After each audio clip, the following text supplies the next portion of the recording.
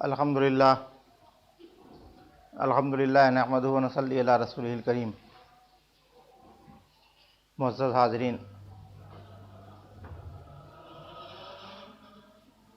بارگاہ رسالت میں درود پاک پیش کیجیے۔ پڑھیے اللہم صلی علی سیدنا و نبینا و مولانا محمد عبدک و حبیبک و رسولک النبی الامی و علی آلہ و اصحابہ اجمعین و بارک وسلم۔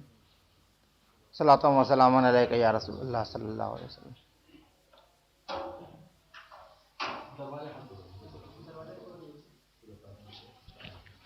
ایسے آگے آ جائیے آپ لوگ، بس اور آگے آ جائیے،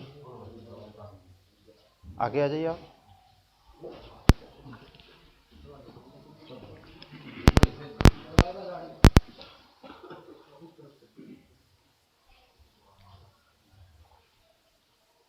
درود پاک پڑھیے اللہم صلی علی سیدنا و نبینا و مولانا محمد و آلہ و اصحابہ اجمعین و بارک وسلم۔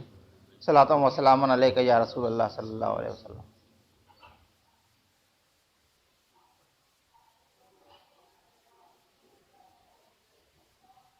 اب تک 4 باتیں بتائی گئیں۔ ان 4 باتوں پہ عمل کرنا اور ان 4 باتوں میں کہ پھر میں دوبارہ وضاحت کر دیتا ہوں تاکہ ہر شخص کے ذہن میں یہ بات آ جائے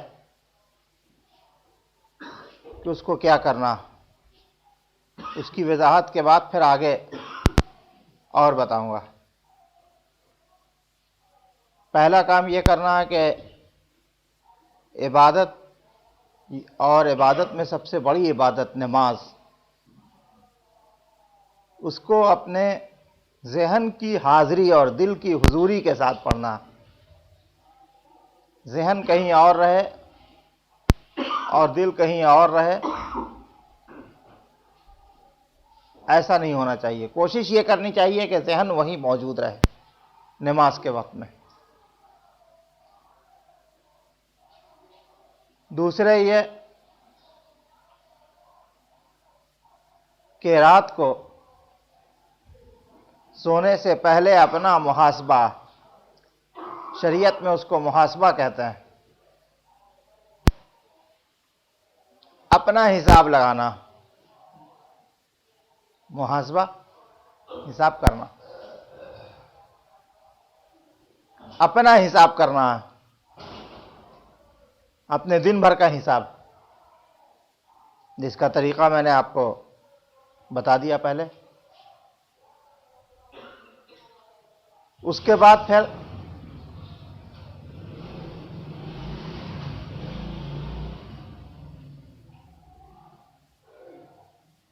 اپنے اندر سے غرور و تکبر کو نکالنا۔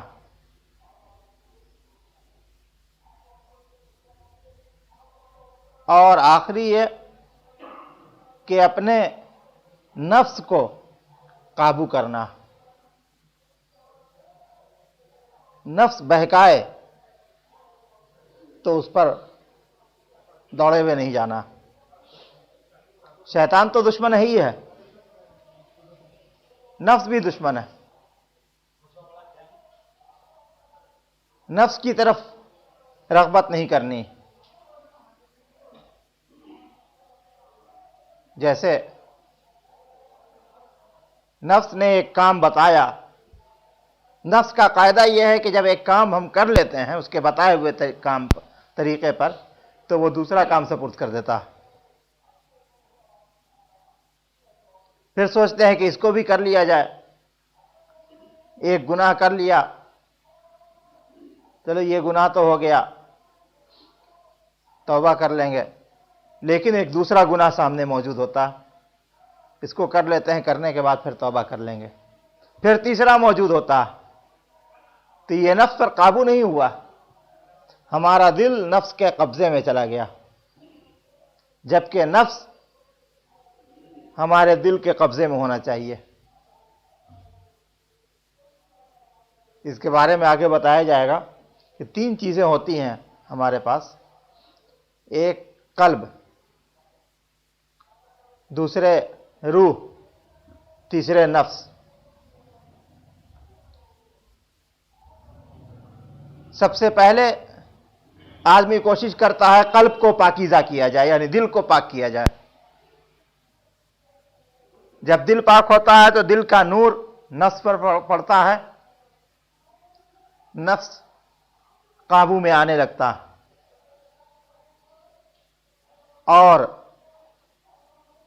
دل کا عکس روح پر پڑتا ہے تو روح کی صفائی بھی ہوتی ہے۔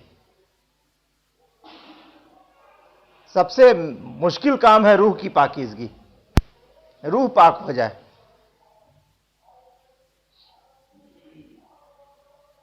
اس لیے کہ پہلے دل پاک کرنا پڑتا ہے، اور یہ جو ذکر، مراقبہ، اوراد، وظائف، عبادتیں، کثرت درود، کثرت نماز، کثرت نوافل، یہ سب کا سب جو ہے وہ دل کی پاکیزگی کے لیے ہی بتایا گیا۔ لیکن ہم لوگ جو کچھ بھی کرتے ہیں یہ سب کچھ اپنے دل کے لیے نہیں کرتے ہیں، بس بلکہ اس کا ایک فائدہ کتابوں میں لکھا ہے، یا پیر سے پوچھ لیا یا مرشد سے پوچھ لیا، اس نماز کا کیا فائدہ ہے، اس دعا کا کیا فائدہ ہے، صبح والی دعا کا کیا فائدہ ہوگا، شام والی دعا کا کیا فائدہ ہوگا، اور اس فائدے کے مطابق اس کو ایک رسم بنا کے رکھ کر لیتے ہیں، اور لوگ سمجھتے ہیں کہ ہم نے تو بڑی عبادت کی ہے، ہم کو یا تو اللہ ثواب بہت دے یا ہمارے اوپر بڑی رحمت ہو جائے۔ بہت سے لوگ آج بھی کہتے ہیں کہ ہم اتنی عبادت کرتے ہیں، اتنے نماز پڑھتے ہیں، تلاوت بھی کرتے ہیں، وظیفہ بھی پڑھتے ہیں، ذکر بھی کرتے ہیں، پھر بھی میرے ساتھ پریشانی آ جاتی ہے۔ تو بلکہ ہم یہ کہیں گے کہ یہ سب کرنے کے بعد بھی پریشانی آتی ہے تو گویا اللہ کی رحمت ہوتی ہے اس کے اوپر۔ آپ کہیں کہ یہ تو عجب بات ہے، اتنی دعا کرنے کے بعد بھی پریشانی، ذکر کرنے کے بعد بھی پریشانی، اللہ کی عبادت کرنے کے بعد بھی پریشانی، اس کے بعد ہم یہ کہیں کہ اللہ کی رحمت ہے۔ یہ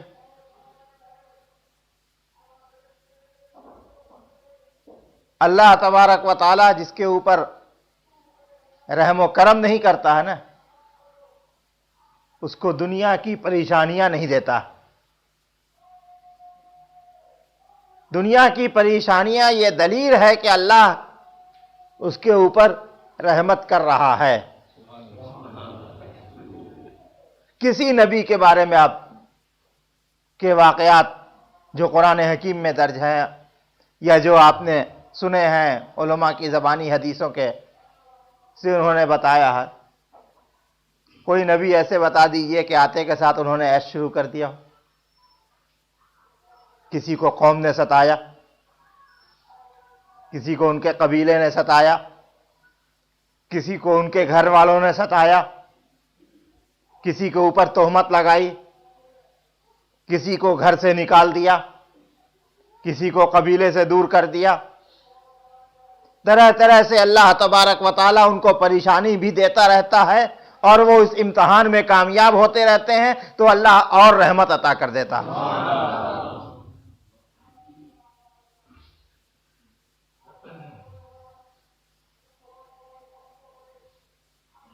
بہت پریشانی کو جھیل لینا یہ بہت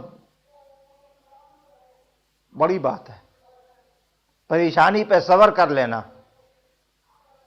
یہ بہت اونچی بات ہے۔ ہر کس و ناکس کا معاملہ نہیں ہے کہ پریشانی پہ صبر کر لے، حرف شکایت اس کی زبان سے نہ نکلے۔ خود ہم جس نبی اللہ کے پیارے محبوب صلی اللہ تعالی علیہ وسلم کی امت میں ہیں، آپ غور کیجئے کہ حضور نے جب اعلان نبوت فرمایا اتنی پریشانی آئی، اور جس وقت اعلان نبوت نہیں فرمایا تھا اس وقت پریشانی تو آ نہیں رہی تھی، بلکہ خود سے پریشان راستے کو اختیار کر لیا تھا۔ اپنے گھر میں بھی بیٹھ کے عبادت کر سکتے تھے، لیکن سینکڑوں فٹ اونچائی پہ غار حرا میں جا کر کے، دشوار گزار راستے پہ چڑھ کر کے، اور وہاں جا کر کے عبادت الہی میں مصروف ہونا، چند دن کا کھانا پینا لے کر کے وہاں جا کے بیٹھنا عبادت کے لیے کیوں تھا؟ اپنے آپ کو مشقت میں ڈال کر کے اللہ کی رضا تلاش کرنا۔ ایک بزرگ سے کسی نے پوچھا کہ آپ کو صحت مندی اچھی لگتی ہے کہ بیماری اچھی لگتی ہے؟ انہوں نے کہا کہ ہم کو بیماری اچھی لگتی ہے۔ کوئی نہیں کہے گا کہ اس کو بیماری اچھی لگتی ہے۔ کئی دن سے تو بیماری ہی کا تعویذ دے رہا ہوں میں، کسی کو اچھی نہیں لگتی۔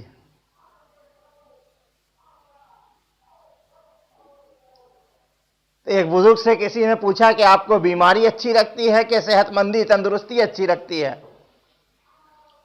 کہا کہ مجھے بیماری اچھی لگتی ہے۔ یہ بیماری کیوں اچھی لگتی؟ صحت مند رہیے گا تو اچھے سے عبادت کیجئے گا، صحت مند رہیے گا تو اللہ کو یاد کیجئے گا، صحت مند رہیے گا تو رات میں اٹھ کے تہجد بھی پڑھیے گا، صحت مند رہیے گا تو راتوں کو جاگ کر کے وظائف بھی پڑھیے گا، صحت مند رہیے گا تو ذکر بھی کیجئے گا، صحت مند رہیے گا تو مسجد بھی جائیے گا، صحت مند رہیے گا تو جماعت میں کھڑے ہو کے نماز بھی پڑھیے گا۔ لیکن بیماری کیوں اچھی لگتی؟ کہا کہ بیماری اچھی اس لیے لگتی ہے کہ صحت مندی میں جس وقت ہم نے عبادت کیا اس وقت اللہ یاد آیا، لیکن بیماری میں جب جب ہمیں تکلیف ہوتی ہے تب تب ہم کراہنے میں اللہ اللہ کرتے ہیں۔ کروٹ بدلا، جسم دکھنے لگا، اللہ کو یاد کیا، ہاتھ اٹھایا نہیں اٹھا، اللہ کو یاد کیا، کھانا کھایا چبایا نہیں گیا، اللہ کو یاد کیا، چلا نہیں گیا، اللہ کو یاد کیا گیا، بولا نہیں گیا، اللہ کو یاد کیا، کبھی زبان سے یاد کیا، کبھی دل میں یاد کیا، یہی یاد کرتے رہے کم سے کم، اے اللہ اچھا کر دے، اے اللہ اچھا کر دے، تو اس کو خدا یاد آتا رہتا ہے۔ ابھی کہتے ہیں کہ بیماری میں خدا یاد آتا رہتا ہے، صحت مندی میں نہیں یاد آتا۔ یہ تو اللہ والوں کا معاملہ ہے جن کو بیماری اچھی لگتی ہے، ہم لوگوں کو تو صحت مندی ہی اچھی لگتی ہے۔ لیکن جب صحت مندی اچھی لگتی ہے تو اس صحت مندی میں تو اللہ کو یاد تو کرنا ہے نا۔ یہ صحت اللہ نے بخشی ہے، جتنی بھی دی ہے، جیسی بھی دی ہے صحت، جتنی بھی توانائی دی ہے یہ اللہ نے دی ہے، اب اس کو یاد کرنا، اس کا احسان ہے کہ اس نے اتنا دیا۔ اس کے بعد بھی ہمارے دماغ میں گناہوں کی غلاظت بھری رہے، ہمارا قلب ناپاک رہے، یہ تو بڑی عجب سی بات ہو جاتی ہے۔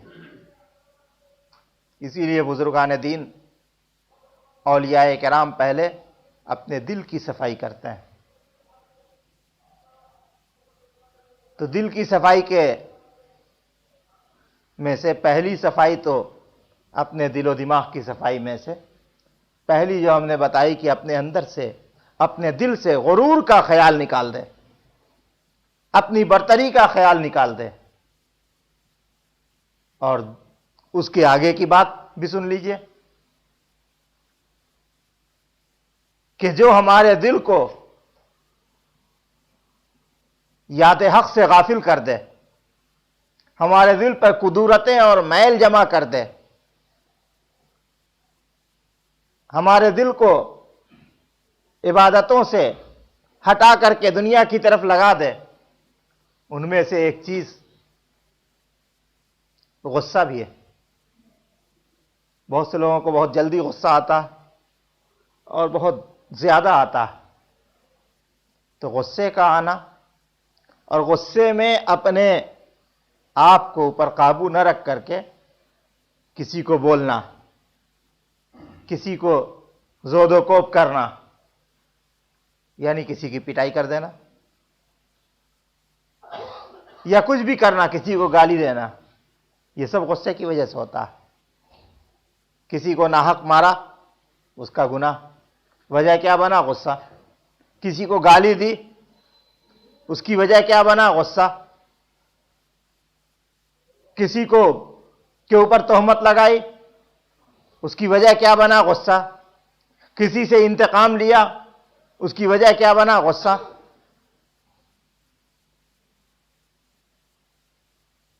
بہت سے لوگ یہ کہتے ہیں، اکثر یہ دیکھنے میں آتا ہے کہ غصہ کرنے والے سے پوچھیے کہ اتنا غصہ کیوں کرتے ہو، تو کہتا ہے کہ ہر غلط بات پر مجھے غصہ آ جاتا ہے. تو یہ غلط تو وہ سوچ رہا ہے نا کہ وہ غلط اس کی نظر میں غلط ہے.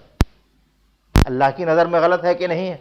جس کے اوپر غصہ آ رہا ہے وہ غلطی کر رہا ہے یا نہیں کر رہا؟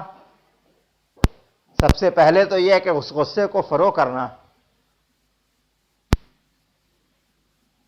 اپنی ذات کے معاملے پر اگر غصہ آتا تو یہ سب سے خراب غصہ، یعنی جہاں پر ہماری انا کو ٹھیس پہنچ گئی، ہماری خودداری کو ٹھیس پہنچ گئی، ہماری بلندی کو ٹھیس پہنچ گئی، ہماری برتری کو ٹھیس پہنچ گئی.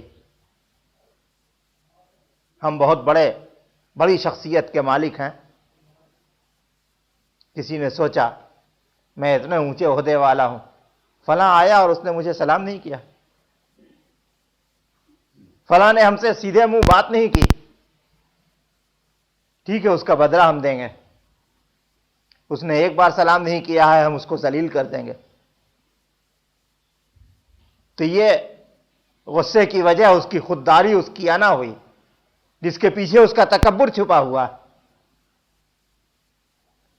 اگر اس کو وہ درگزر کر دے کہ ہم جو ہیں وہی رہیں گے، ہم اگر عبد الرحمن ہیں تو عبد الرحمن ہی رہیں گے، ہم عبداللہ ہیں تو عبداللہ ہی رہیں گے، ہم عبد الکریم ہیں تو عبد الکریم ہی رہیں گے، ہم فیاض الدین ہیں تو فیاض الدین ہی رہیں گے، چاہے میری انا کو کوئی کتنا ہی ٹھیس پہنچائے. یہ سوچ لے کہ ہم انسان ہیں تو انسان ہی رہیں گے، ہمارا ایمان ہمارے پاس رہے گا، ہمارا عمل ہمارے پاس رہے گا، ہمارا کردار ہمارے پاس رہے گا، اور ہماری خوش اخلاقی ہمارے پاس رہے گی. چاہے وہ دوسرا کچھ بھی کرتا رہے تو اس کو غصے سے بچا جا سکتا ہے. ہر شخص کو غصہ آتا ہے، یہ انسانی فطرت ہے کہ ذری سی بات میں غصہ آ جانا، لیکن اس غصے کو اپنے اندر قابو کر لینا یہ بہت بڑا کمال کی بات ہے. ہاں، غصہ کب آنے کا ہے؟ جب ہمارے اپنے لیے نہیں، اپنی خودداری، اپنی ذات کے لیے نہیں، جب دین کے لیے، اللہ کے لیے، رسول کے لیے معاملہ ہو، اور اس وقت غصہ ہے. اس لیے کہ یہ تو قرآن کا ہے فرمان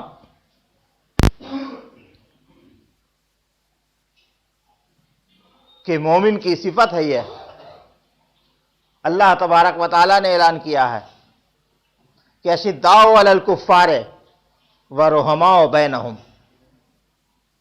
کہ مومن کی خوبیوں میں یہ خوبی ہے کہ وہ کافر کے اوپر سخت رہتا ہے اور آپس میں رحم دل رہتا ہے.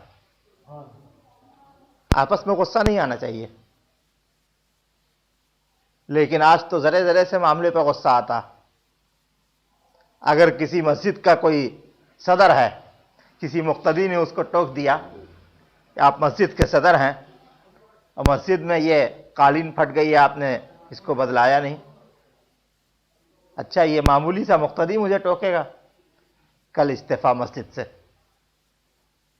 تو گویا مسجد کا وہ صدر اپنی انانیت کے لیے ہے، اپنی خودداری کے لیے ہے، اللہ کے گھر کی رکھوالی، اس کی خدمت کے لیے نہیں ہے. تب نے اس کو ٹوکنے پر اس نے فوراً ریزائن کر دیا، اس سے استعفیٰ دے دیا. بلکہ اس کو تو یہ سوچنا تھا کہ ہم تو اللہ کے گھر کے خادم ہیں، ہم سے یہ غلطی ہوئی، یہ کوتاہی ہوئی، ہم اس کو درست کر لیتے ہیں. اس کا ہٹ جانا اس بات کی علامت ہے اور یہ کہہ کے ہٹنا کہ ہم دوسرے کی بات کیوں سنیں. اکثر آئے دن ایسا ہوتا، ہر جگہ، ہر ملک میں، ہر شہر میں. تو یہ باتیں، ان باتوں میں ایک بات کا اضافہ کیجئے اپنے اندر کہ غصے کو اپنے ختم کیجئے، اور دوسروں کے عیوب بھی اگر ظاہر ہیں تو ان عیوب کو پر پردہ ڈالیے. ایسا نہیں کہ ایک کا عیب معلوم ہوا تو دوسرے کو بتایا، فلاں کے اندر یہ خرابی ہم نے آج دیکھی، فلاں کو یہ گناہ کرتے ہوئے دیکھا، اس نے تیسرے کو بتایا، چوتھے کو بتایا. ہو سکتا ہے کہ اس سے کوئی گناہ ہوا اور اس نے توبہ کر لیا ہو فوراً، وہ تائب بھی ہو گیا، اللہ نے معاف بھی کر دیا، اور بندہ جو ہے اس کے گناہ کا پرچار کر رہا. جبکہ اللہ تبارک و تعالی ستار العیوب ہے، عیب کو چھپانے والا ہے، اور بندہ عیب کو ظاہر کرے. تو یہ چند باتیں آپ بطور نصیحت کے، ان باتوں کے علاوہ آپ اپنے ذہن میں بیٹھا لیجئے کہ دوسروں کے عیب کی پردہ پوشی کرنا اور اپنے غصے پہ قابو رکھنا اور دوسروں کی غلطیوں کو معاف کرنا. 4 باتیں پہلے بتائی گئی ہیں، 3 باتیں یہ ہیں. ان 7 باتوں پہ عمل کیجئے لگاتار، تو پھر آپ خود اپنے اندر بہت تبدیلی پا لیجئے گا. آپ دیکھتے ہوں گے بہت سارے لوگ کاروبار کرتے ہیں، یہاں پہ ہماری تقریر باتیں سننے والے لوگ کاروباری بھی ہیں اور نوکری کرنے والے بھی ہیں. اگر کاروباری اپنے گاہک کے ساتھ، اپنے کسٹمر کے ساتھ اچھی اور میٹھی زبان استعمال نہیں کرے گا، غصہ اور چڑچڑاہٹ والی لینگویج استعمال کرے گا، تو وہ چھوڑ کے بھاگ جائے گا. چلو جی یہ تو بہت ٹیڑھی لینگویج استعمال کرتے ہیں، ان کے یہاں سے کون لے گا. تو آپ اپنے فائدے کے لیے اپنے مزاج کو بالائے طاق رکھ کر کے، میرا مال بکے، اپنے مزاج کو بدل کر کے اپنی دکان پر بیٹھے ہیں،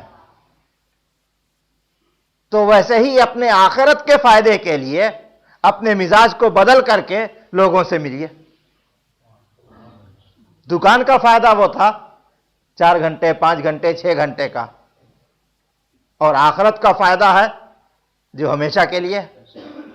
تو ہمیشہ کے لیے اپنے مزاج کو بدلیے، اپنے غصے کو دھیما کیجیے، اور اپنی زبان میں شیرینیت لائیے، اپنی زبان میں درستگی لائیے.